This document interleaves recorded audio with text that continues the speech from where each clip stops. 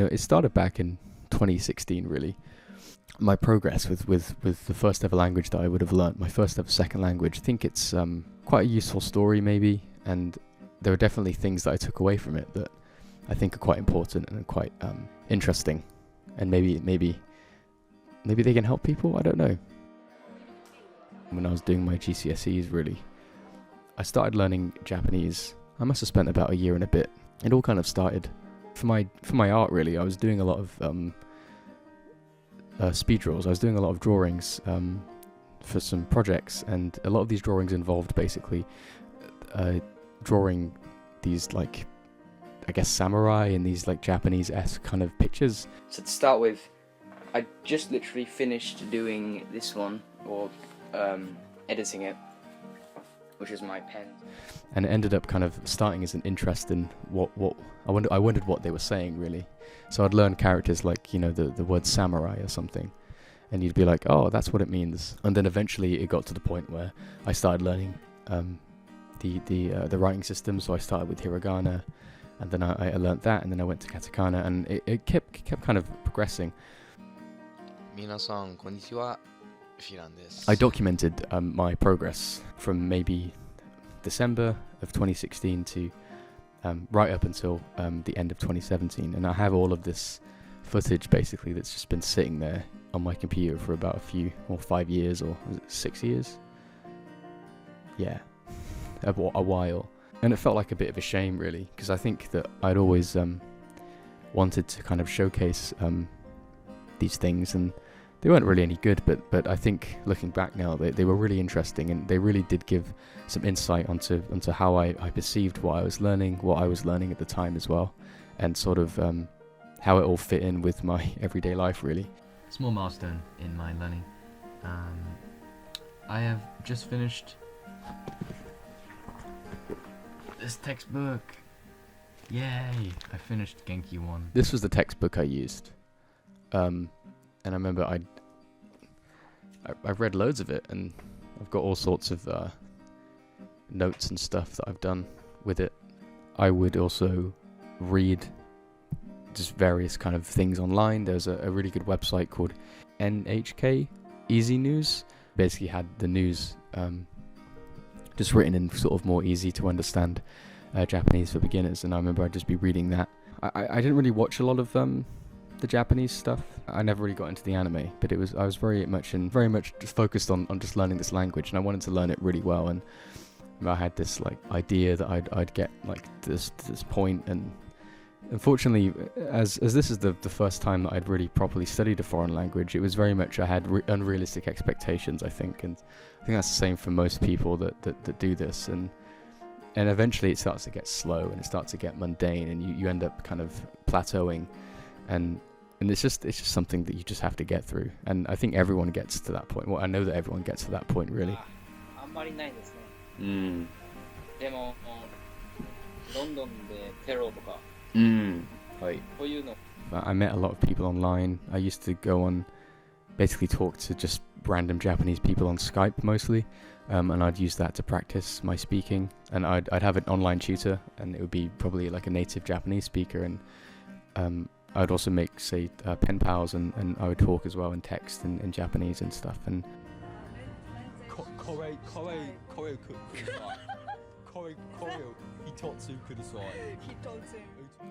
I had a Japanese teacher.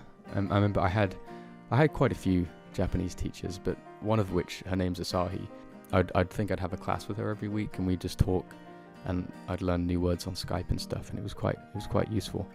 She basically encouraged me to do the JLPT N4, and the N4 is, it's not a difficult thing. She thought I was capable of doing N3, I remember, but I was like, no. Tomorrow, going to London, I'm taking the JLPT N4 exam. Oh my god, this is like so... And I was going to take it in December of 2017 at SOAS, the School of Oriental and African Studies, I think, in they said Manchester, in London. And so from, I think, June, I basically started studying for this exam to try and do the JLPT N4, and then in December, early December, I think it was the 3rd of December, I took it. So do I think I did well in the exam? Not really, no. The first paper was great. I think I did well in the first paper, but the second one was difficult and the third one was impossible. And really the videos just kind of tell you exactly how I felt after it, because I did make a few, and I was like, I wasn't gutted at all, but I felt this kind of sense that it hadn't gone well. You know, I remember there were 3 papers and 2 of which were just, the last one was just insanely difficult. Couldn't do the listening. I don't know what it was just I wasn't understanding most of what was being said, and because of that I just couldn't answer the questions. They didn't even repeat it. And I remember the only paper that I was like, I did well in was, I think, the vocabulary paper. But I'd studied the most for that paper, I think, and I kind of downplayed a lot of the kind of listening papers when I look back, or not listening papers, but listening questions and stuff. I just assumed that I'd be okay at it, and actually I wasn't.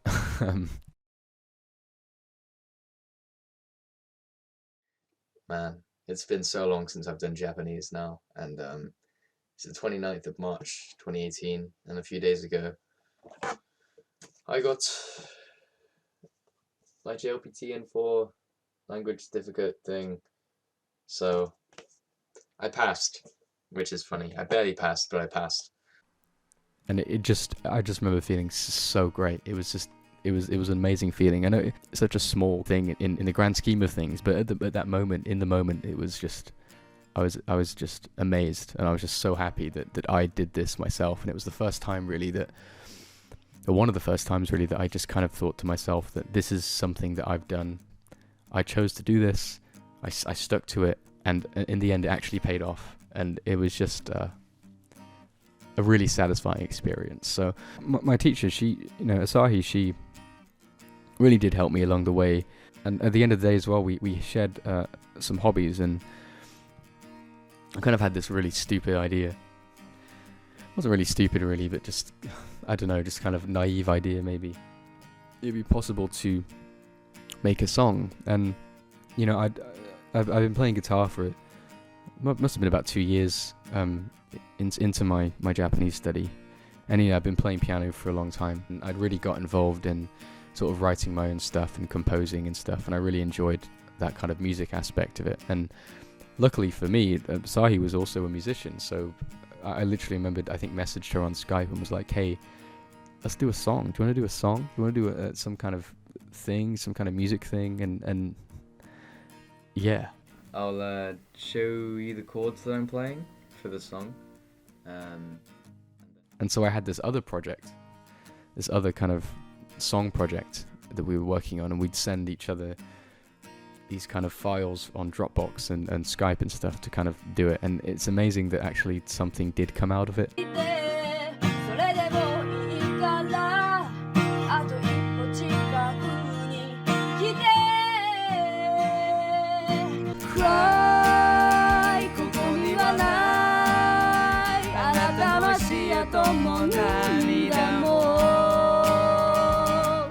And that was pretty interesting, and it really kind of satisfied my goal of using the Japanese that I'd learnt to use it in music, because I think that was one of the big things I wanted to do. I wanted to kind of use it as another way of expressing, and have that as an element to some of the songs that I would make, and that was the first time really where, you know, obviously I didn't write any of the lyrics, but it was the first time where I guess I'd been using some Japanese in a song that was, you know, not made previously. It was a new kind of thing. You know, looking back, it's not a great.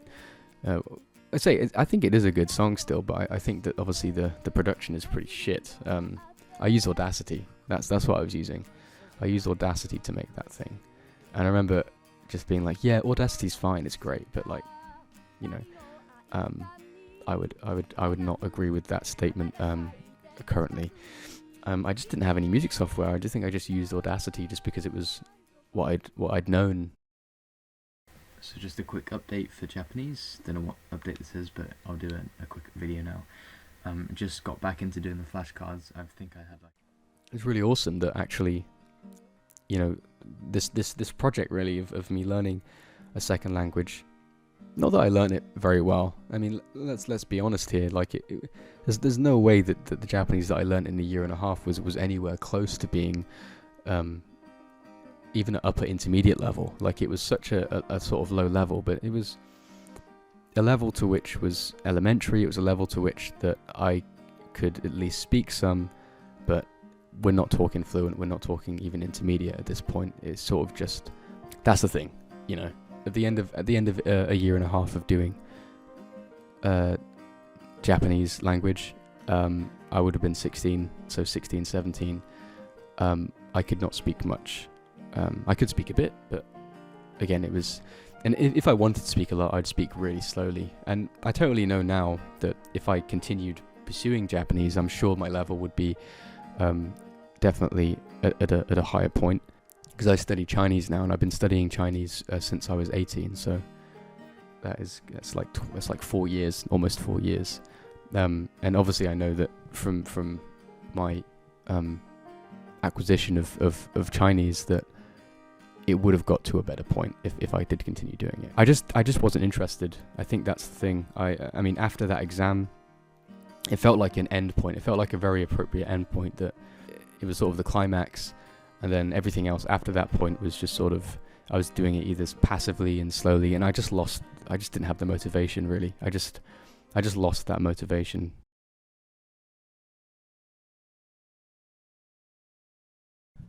So I guess the epilogue. So how do I sum all this up? The reason really for just not continuing with Japanese really comes down to, I just had other things going on. You know, my course that I'm doing, a large part of it is dedicated to learning Chinese, and that was sort of what shifted. I kind of ended up replacing Japanese really for my Chinese classes and my Chinese study. You know, Japanese will always play a big part in my life, and you know, the Japanese that I know right now isn't great, and it's probably not as good as it was back in 2017. But you know, I've been to Japan since.